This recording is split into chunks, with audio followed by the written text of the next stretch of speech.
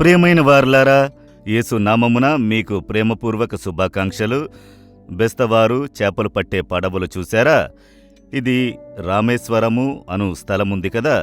తమిళనాడులోని రామనాథపురం జిల్లా సముద్రం దరిన ఉన్న ఒక పెద్ద విశేషమైన పట్టణము. ఇక్కడ సముద్రపు వృత్తి చేయు బెస్తవారు అనేక మంది ఉన్నారు. వేల కొలది పడవలు ఉన్నవి. ఇదొక భాగము. వేల కొలది పడవలు, ఇందులో ఎన్నో చిన్న పడవలు, ఇదొక పెద్ద పడవ. వ్యత్యాసమైన పడవలు ఉన్నవి. ఇందులోనే వారు చేపలు పట్టడానికి వెళతారు. సముద్రమునకు వెళ్లి చేపలు పట్టి వస్తున్నారు. కనుక సముద్ర తీరమున సముద్ర వృత్తి చేయువారు వారి పడవకు ముందు నేను నిలబడి ఉన్నాను. యేసుక్రీస్తు గలిలయ సముద్ర తీరమున నడుస్తూ చేపలు పట్టేవారిని తనకు శిష్యులుగా ఏర్పరచుకున్నారట. పేతురు, యోహాను, అంద్రయ్య, యాకోబు వీరందరూ ఈ చేపలు పట్టే వృత్తి చేయువారు. వారిని తనకు శిష్యులుగా చేసుకున్నారు. లోకమును తలక్రిందులుగా చేయువారిగా మార్చారు. కనుక ఈ చేపలు పట్టే సహోదరుల కొరకు మనం ప్రార్థించాలి. దేవుడు వారిని ఏర్పరచుకోవాలి, వారిని రక్షించాలి. వారు ఒక పేతురు వలె, ఆంద్రయ్య వలె, ఒక యోహాను వలె, యాకోబు వలె మారాలి అని మనం ప్రార్థించాలి. పెద్ద సమస్యలను సంధించుచున్నారు. చేపలు పట్టే ప్రాంతంలో అనేక బాధలు. సరిహద్దులను దాటి వెళితే తుపాకీతో కాల్చబడి చంపబడుతున్నారు. పడవలు చెరపట్టబడుచున్నాయి. చాలా నష్టము కలుగుచున్నది. వారు సంధించే సమస్య చాలా పెద్దది. రాత్రంతా సముద్రంలో ఉంటున్నారు. అవి ఎన్ని కిలోమీటర్ల దూరం వెళుతున్నాయి, ఎన్ని కార్యములు, అవన్నీ సంపూర్ణంగా తెలియవు. వాటి మధ్య వారు చీకట్లో ఆ సముద్రపు మధ్యన వెళ్లి చేపలు పట్టుకుని వస్తున్నారు కదా.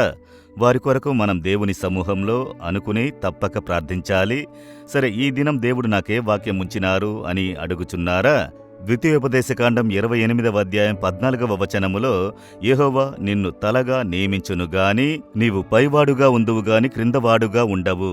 మిమ్మల్ని చూసి చెబుతున్నారు, ప్రభువు మిమ్ములను తోకగా కాక తలగా చేయును, క్రిందివాడివి కాక పైవాడిగా ఉందువు. దానికి అర్థమేంటి? నేను మిమ్మును ప్రధానమైన స్థానంలో ఉంచెదను. మీరు చదువుకుంటున్నారా? చదువుకునే స్థలములో మీరు ప్రధాన స్థానమందు విజయం సాధించాలి. పని చేయుచున్నారా? పనిలో మీరు ప్రధాన స్థానము, ప్రత్యేక స్థానమందు మీ సామర్థ్యము, జ్ఞానము బయలుపరచబడి అది ప్రధానమైన స్థానమందు మీరు ఉండాలి.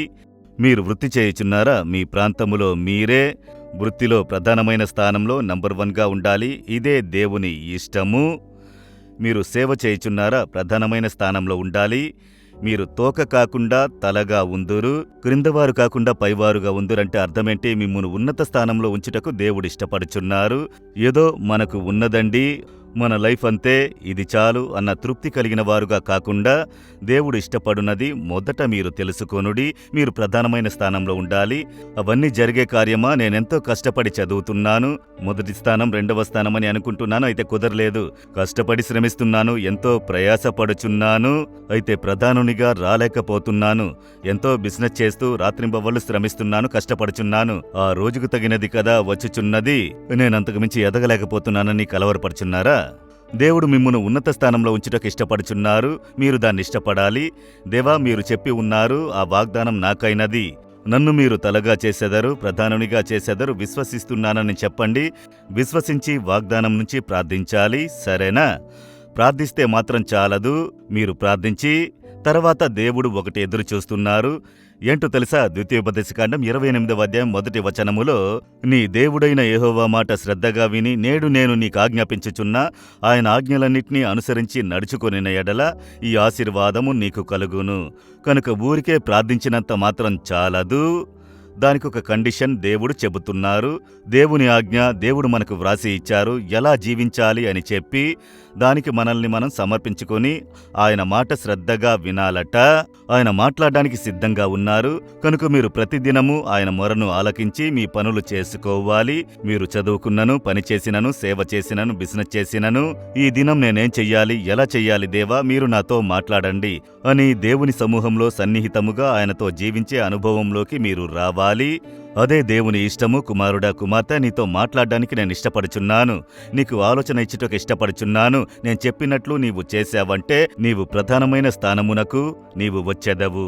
చూడండి, ఒక పేద తల్లి, ఆమె వచ్చి పశువుల క్షేత్రమును ఉంచుకుని పాలు తీసే వ్యాపారం చేయుచున్నారు. ఆమె కుటుంబంలో శాపము ఉన్నందున అనేక దూడలు చనిపోయాయి. 10 సంవత్సరములలో 200కు పైగా. అందువల్ల ఇది శాపమని చెప్పి మంత్రం చేసి తాయెతులు తెచ్చి బర్రెలకు కట్టి లాభం లేదు. అప్పుడు యేసును గురించి విని సందేశమును విన్నందున తన జీవితమును యేసుకి సమర్పించుకుని శాపం నుండి విడుదల పొందారు. ఇప్పుడు దూడలన్నీ ప్రాణంతో ఉన్నవి. ఆమెకు చాలా సంతోషము.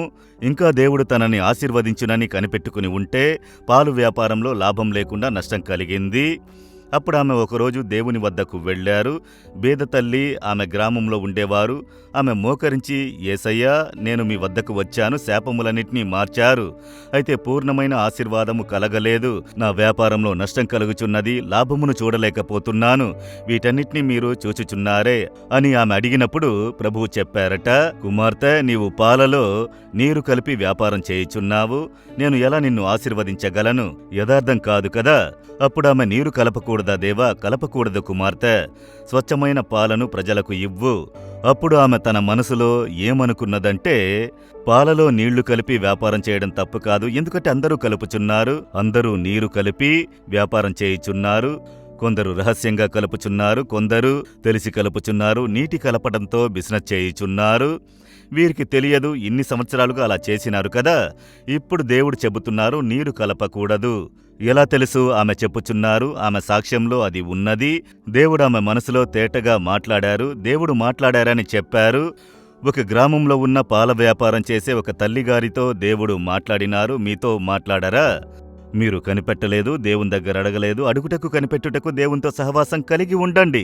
ఆమె చెప్పుచున్నారు, అప్పుడు నాకు పాపమని తెలియదు, ఇప్పుడు నీరు కలపకుండా స్వచ్ఛమైన పాలను ప్రజలకు ఇవ్వడం ప్రారంభించాను. నా బిజినెస్ ఆశీర్వదించబడి హెచ్చింపబడి ఇప్పుడు మంచి లాభము, ఇప్పుడు చాలా ఆశీర్వాదము, అదే ఆశీర్వాదము.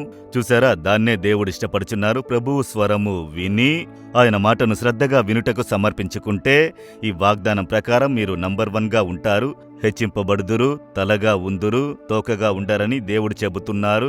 సమర్పించుకుంటారా? కనుక దేవా, నాతో మాట్లాడాలి, నాకు ఆ అనుభవం కావాలి, నేను కనిపెట్టుకుని మీ స్వరమును వినే అనుభవం పొందుకోవాలి.